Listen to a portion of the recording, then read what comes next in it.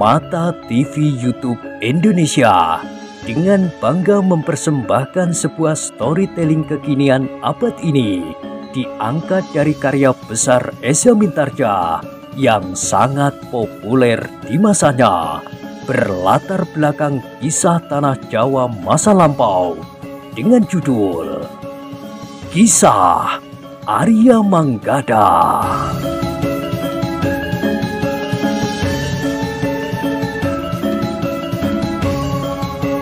Pada kesempatan yang sangat baik ini, kita masuk pada episode yang ke-19. Selamat menikmati.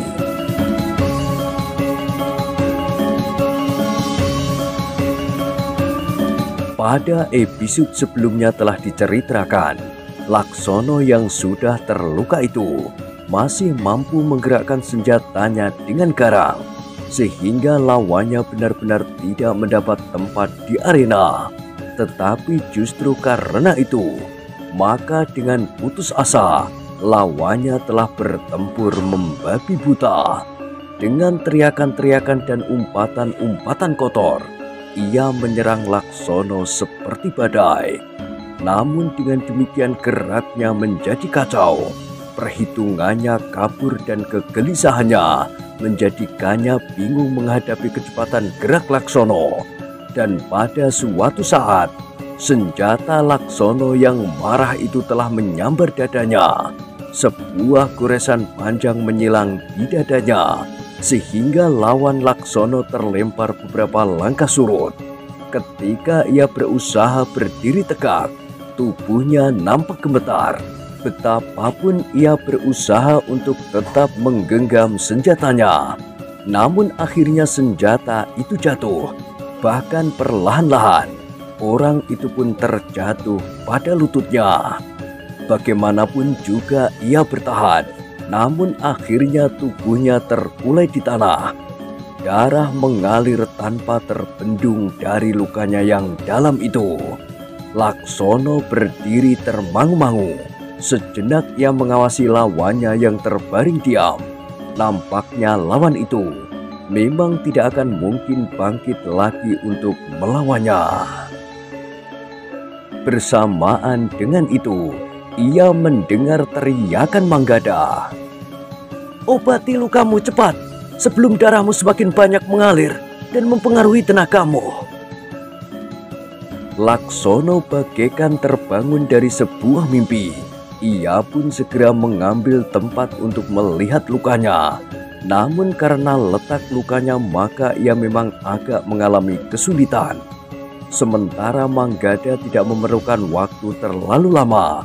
Dengan cepat Manggada dapat segera mendesak dan bahkan menguasai ruang gerak lawannya.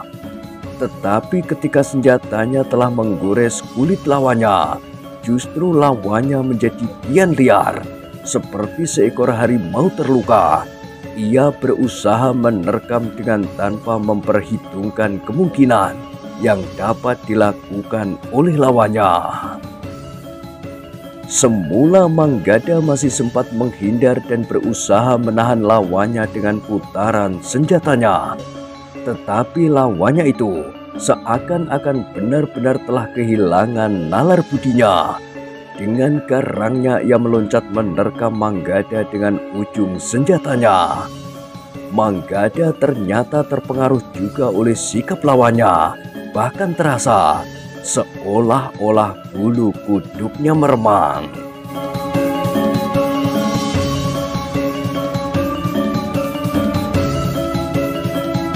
Tetapi di luar sadarnya, ketika lawannya menerkam, Manggada sempat mengelak, tetapi lawannya telah memburunya. Satu ayunan mendatar yang cepat dan kuat sekali telah menyambar ke arah leher Manggada. Namun Manggada sempat merendah sekaligus menjulurkan senjatanya menembus langsung ke lambung. Terdengar orang itu berteriak nyaring. Selangkah ia bergeser mundur. Manggada masih menggenggam tangkai senjatanya yang telah terlepas dari tubuh lawannya. Tidak ada lagi yang dapat dilakukan lawan Manggada. Rasa-rasanya semuanya menjadi gelap.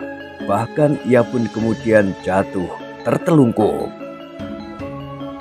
Pada saat yang bersamaan, lawan Ki Wirodadi pun menjadi putus asa. Tetapi ia tidak membunuh dirinya sebagaimana kawan-kawannya. Ia masih sempat berpikir bahwa ia harus lolos dari maut untuk menyampaikan kepada pemimpinnya bahwa ada 3 pemburu yang naik ke lereng Gunung Lawu setelah menyeberangi hutan Jatimalang. Karena itu, selagi perhatian Manggada tertuju kepada lawannya yang jatuh terbaring di tanah, sementara Laksono sedang memperhatikannya pula, lawan Ki Wirodadi berusaha melenting jauh dan dengan serta-merta berusaha melarikan diri dari arena.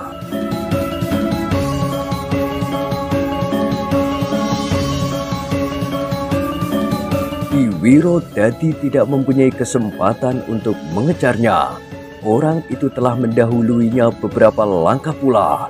Dengan cepat Ki Wirodadi menyadari bahwa jika salah seorang di antara orang-orang itu terlepas dari pengawasan mereka, maka orang itu tentu akan menjadi sangat berbahaya. Karena itu, Ki Wirodadi tidak sempat membuat perhitungan yang rumit. Ketika ia menyadari bahwa ia tidak akan dapat mengejar lawannya itu, maka tiba-tiba saja ia telah mencabut sebuah dari pisau-pisau kecilnya dan dengan sepenuh kekuatan dilemparkannya kepada lawannya yang melarikan diri itu. Terdengar orang itu mengaduh dengan langkahnya dan terhuyung-huyung sambil berputar. Dengan suara bergetar ia berkata sambil menunjuk ke arah Ki Wirodadi, "Kau licik! Kau tusuk punggungku selagi aku membelakangimu." Ki Wirodadi termangu-mangu sejenak, namun kemudian ia pun menjawab, "Kau akan melarikan diri." Orang itu memandang Ki Wirodadi dengan mata yang menyala. Tubuhnya yang tidak dapat mempertahankan keseimbangan mulai berguncang-guncang. Namun ia masih berkata, "Panembahan akan menghukummu dengan hukuman yang paling getir." "Panembahan siapa?" bertanya Ki Wirodadi. "Panembahan Leptokati, seorang panembahan yang tuntas engkau roh, menguasai segala macam ilmu, lahir dan batin." Suaranya semakin bergetar dan tubuhnya tidak lagi mampu bertahan. Bahkan sejenak kemudian, orang itu pun telah jatuh tertelungkup dengan sebilah pisau terhunjam di punggungnya.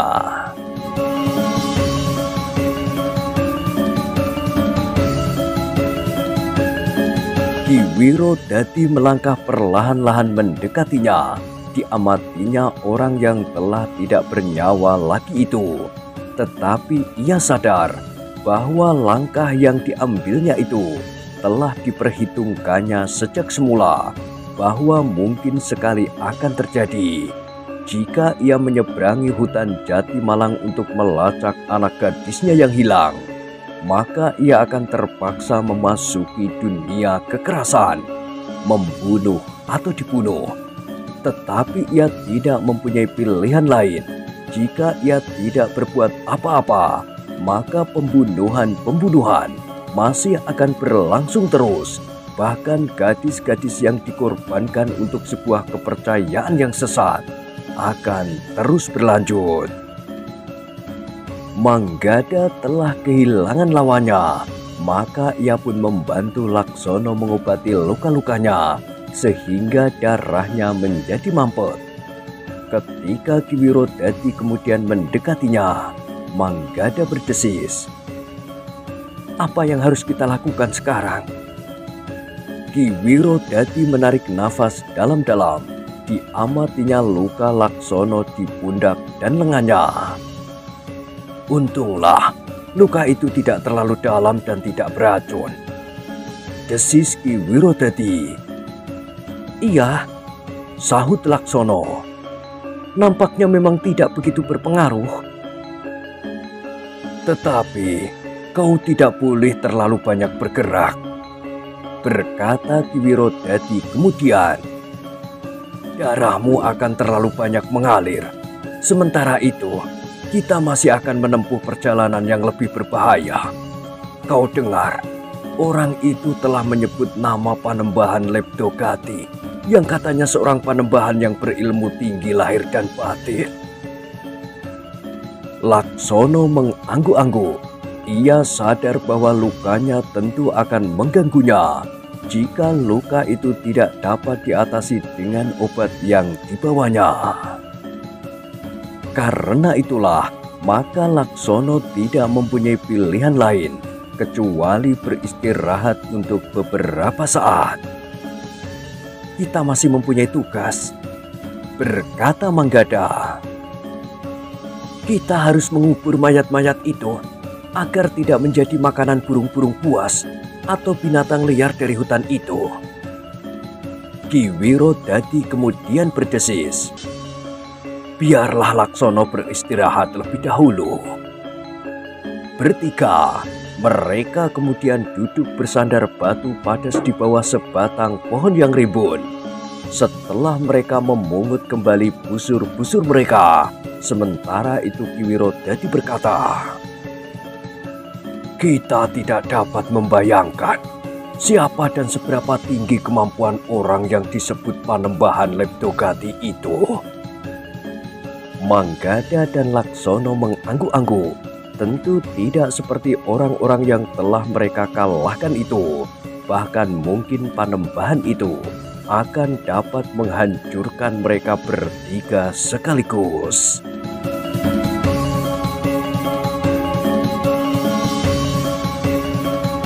Sambil memandangi dedaunan yang bergerak-gerak digoyang angin, Manggada berkata hampir kepada diri sendiri.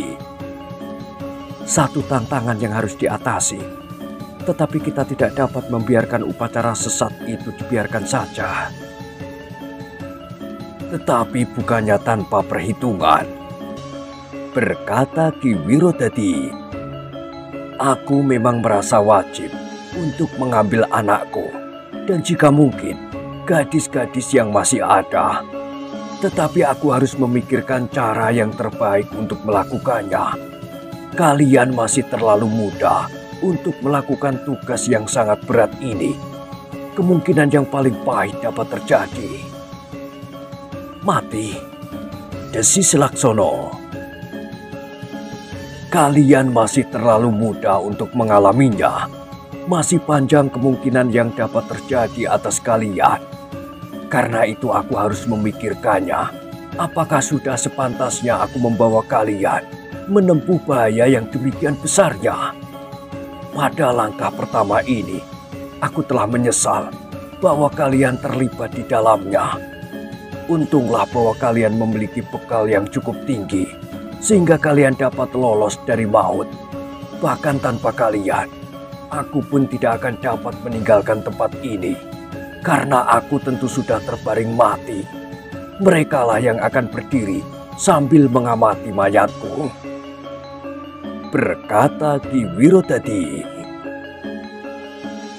Jangan berkata begitu, Ki Wirodadi, berkata Manggada. Bukan salah Ki Wirodadi bahwa kami berada di sini. Kami sudah menyatakan kesediaan kami untuk membantu Ki Wirodadi menyelamatkan anak gadis Ki Wirodadi. Tetapi yang lebih penting lagi, menghancurkan kepercayaan yang sesat itu.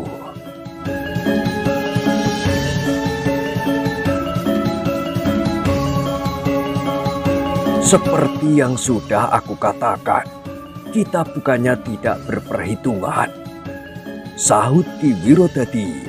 Namun kemudian dengan serta-merta ia berkata selanjutnya, bukan maksudku menolak uluran tangan kalian. Aku merasa sangat berterima kasih.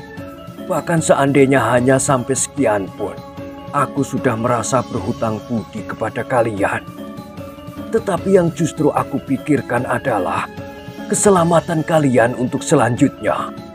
Jika terjadi sesuatu atas kalian berdua atau salah seorang di antara kalian, aku akan merasa bersalah." Tetapi Manggada menggelengkan kepalanya.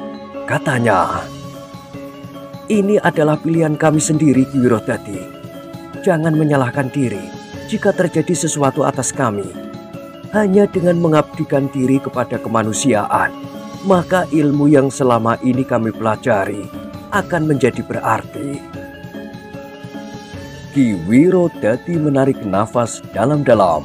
Ia sudah berusaha memberikan peringatan kepada anak-anak muda itu. Tetapi kedua orang anak muda itu nampaknya sudah bertekad bulat untuk meneruskan perjalanan, apapun yang akan terjadi kemudian.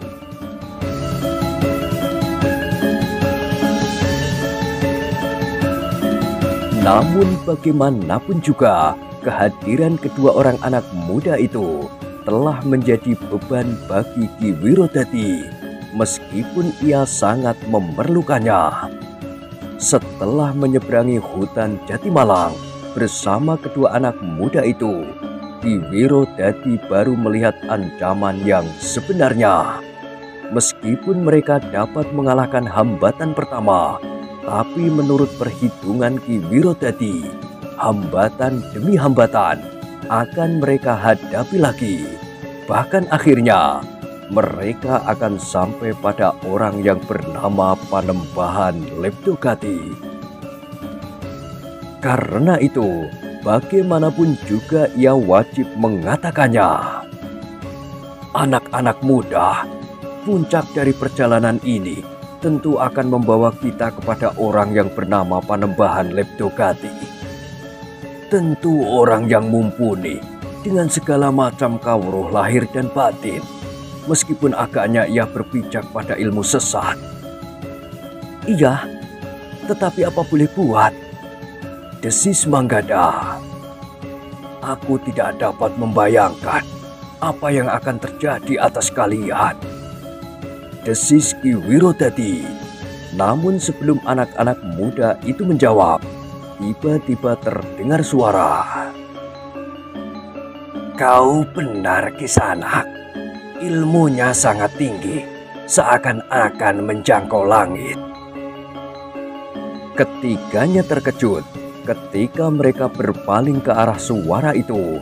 Dilihatnya seorang tua berjanggut putih melangkah terbungkuk-bungkuk dari balik sebongkah batu besar. Kemudian dengan tenangnya duduk di atas batu di hadapan batu besar itu. Ketiga orang itu menjadi berdebar-debar. Apakah orang tua itu yang disebut Panembahan Leptogati? Sejenak ketiga orang itu termangu-mangu, namun rasa-rasanya jantung mereka berdenyut semakin cepat. Baru sejenak kemudian Ki Wirodadi melangkah maju sambil bertanya, "Siapakah kau, Kisanak?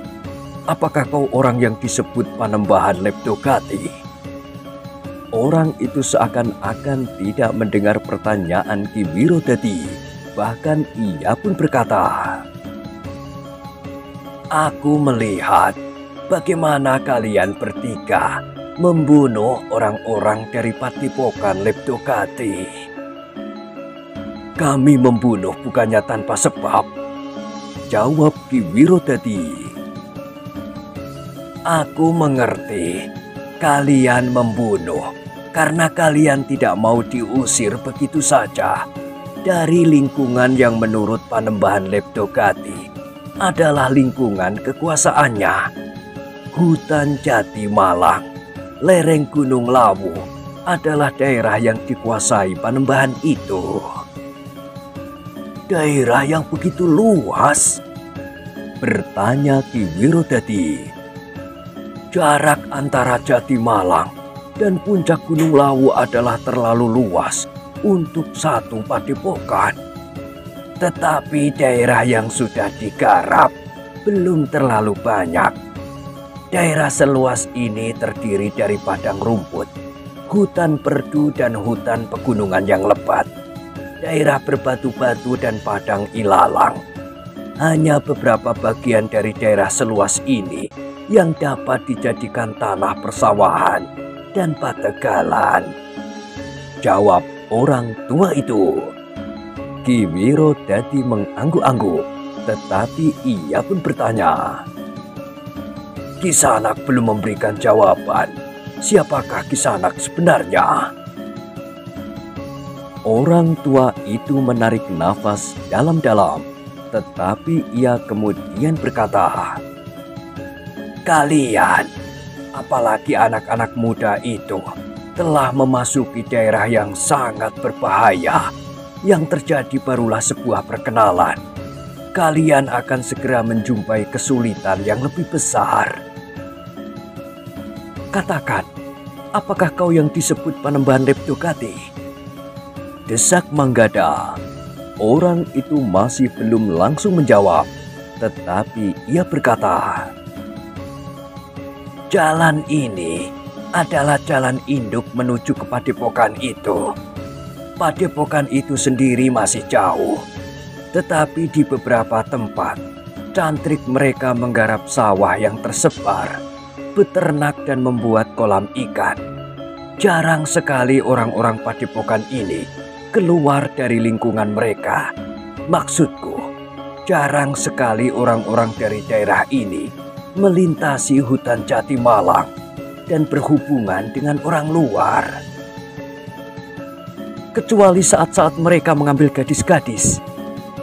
Potong Laksono. Orang tua itu mengerutkan keningnya, sementara Laksono berkata selanjutnya. Ki Wirodadi telah kehilangan anak gadisnya. Ia datang kemari bersama kami berdua untuk mengambil gadisnya itu kembali. Menurut pendengaran kami, gadis-gadis itu akan dikorbankan di saat bulan purnama penuh. Nah, sebelum purnama penuh itu datang, beberapa hari lagi, kembalikan gadis itu.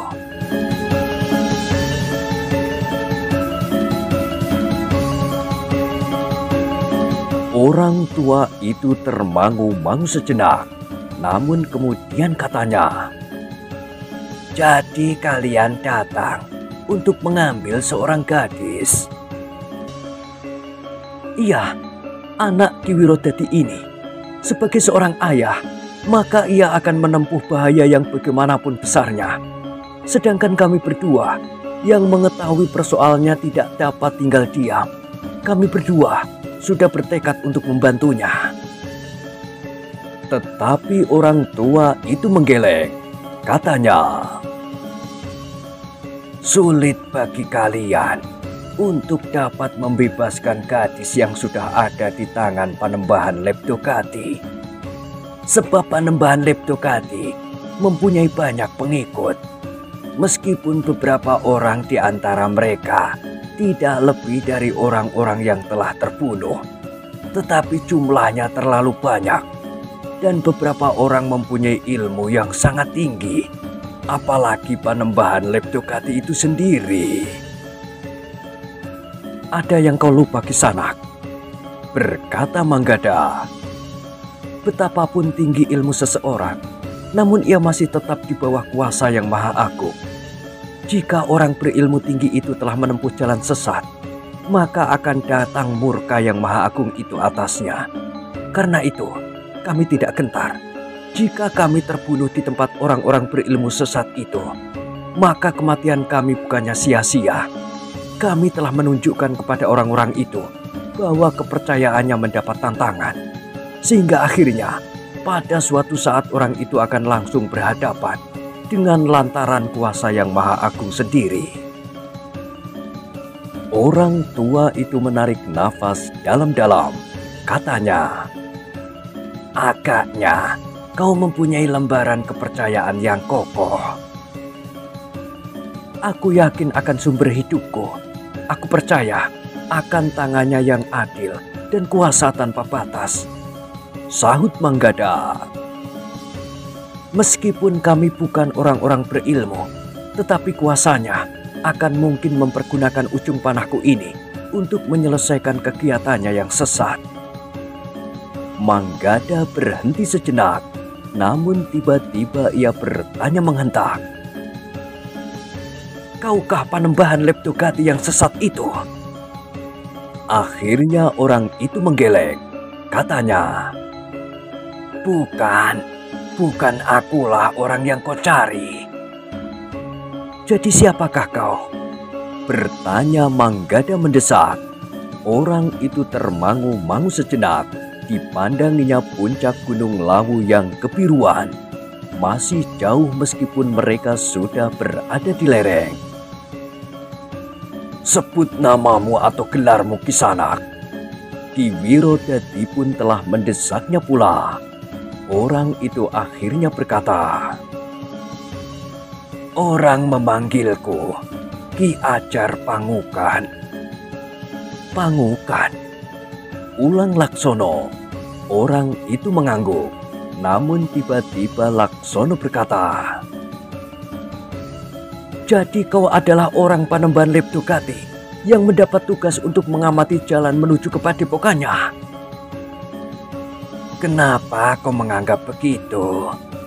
Bertanya orang tua itu. Namamu Pangukan, orang yang sering mengamati sesuatu. Jawab Laksono. Orang itu tersenyum. Katanya, ketika aku menggantikan kedudukan guruku, aku disebut Ajar Pangukan. Aku tidak berpikir begitu jauh mengenai arti namaku itu dengan baik. Orang itu berhenti sejenak, namun tiba-tiba ia pun berkata, tetapi mungkin kau benar anak muda. Tugasku memang mengamati, melihat-lihat sebagaimana aku lakukan sekarang. Jadi kau mengakui bahwa kau salah seorang murid Panembahan Leptogati? Bertanya Laksono. Orang itu tersenyum. Katanya, kau masih terlalu muda. Hati-hatilah. Kau harus mencoba mengendalikan diri menghadapi persoalan-persoalan yang berat. Kau belum menjawab. Desak Laksono. Sudah berkali-kali aku katakan, aku bukan Panembahan Leptogati, juga bukan muridnya, atau orangnya, atau orang yang pernah berhubungan dengan Panembahan itu. Jawab Ki Ajar Pangukan. Aku justru sedang mengamati tingkah laku orang-orang dari daerah ini. Sudah beberapa bulan aku berada di sini. Oh, Ki Wirodadilah yang bergeser. Nada suaranya berubah. Apakah kau berkata yang sebenarnya? Iya, aku berkata yang sebenarnya. Jawab orang itu. Jika aku pengikut Panembahan Leptogati, atau bahkan Leptogati itu sendiri, maka aku tentu akan dengan serta-merta membunuh kalian. Ki Wirodadi mengangguk-angguk, namun tiba-tiba saja Laksono yang tersinggung berkata, kau kira kami adalah kelinci-kelinci yang tidak berarti apa-apa? Kau lihat, kami telah membunuh orang-orang Panembahan Leptogati. Sudahlah anak muda, berkata orang itu. Kita jangan terlalu lama di sini. Kita tidak boleh ketahuan orang-orang Panembahan Leptogati. Setelah beberapa bulan aku di sini, aku menjadi semakin mengenali lingkungan ini, termasuk Panembahan Leptogati itu sendiri. Namun aku tidak boleh diketahui oleh mereka. Jika demikian, maka usahaku akan sia-sia. Jadi apa yang sebaiknya kita lakukan? Bertanya Ki Wirodadi. Ikuti aku setelah kalian mengubur orang-orang yang terbunuh itu. Berkata Ki Ajar Pangukan. Kau ingin menjebak kami? Berkata Laksono. Ki Ajar itu tertawa. Katanya, kau terlalu curiga anak muda. Tetapi baiklah, aku mengerti. Karena itu biarlah aku tunjukkan kepadamu bahwa aku tidak akan mencelakakanmu. Jika aku ingin melakukannya, aku dapat melakukannya dengan mudah.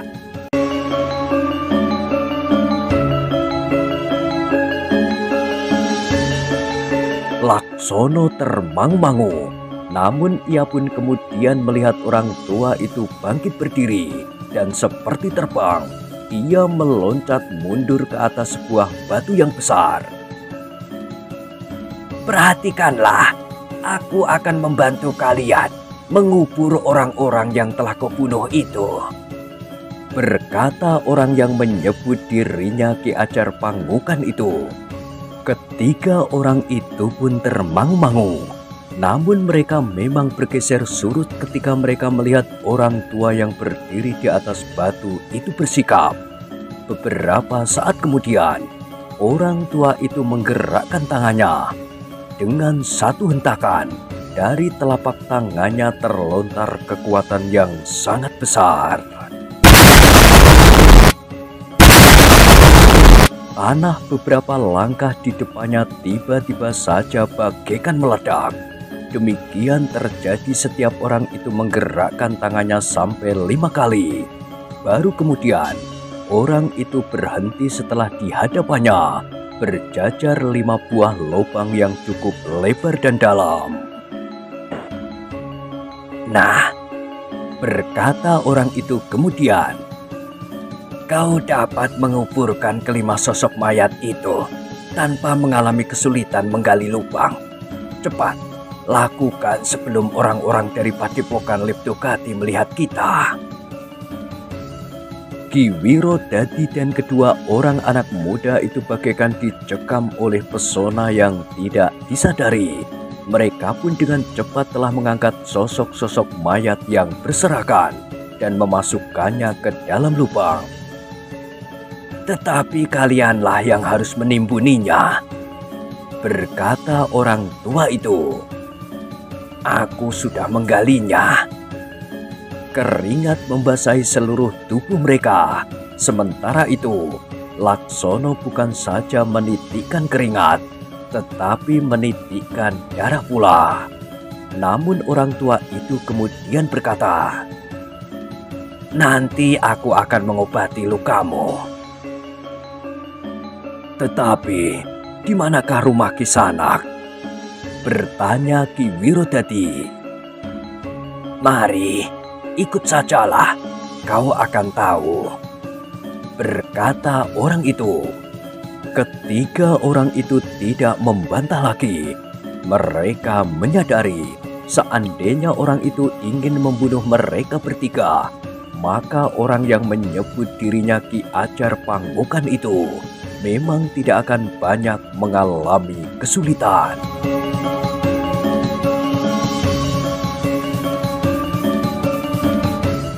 Nah, bagaimanakah kisah selanjutnya? Silahkan ikuti terus kisah Arya Manggada pada episode berikutnya.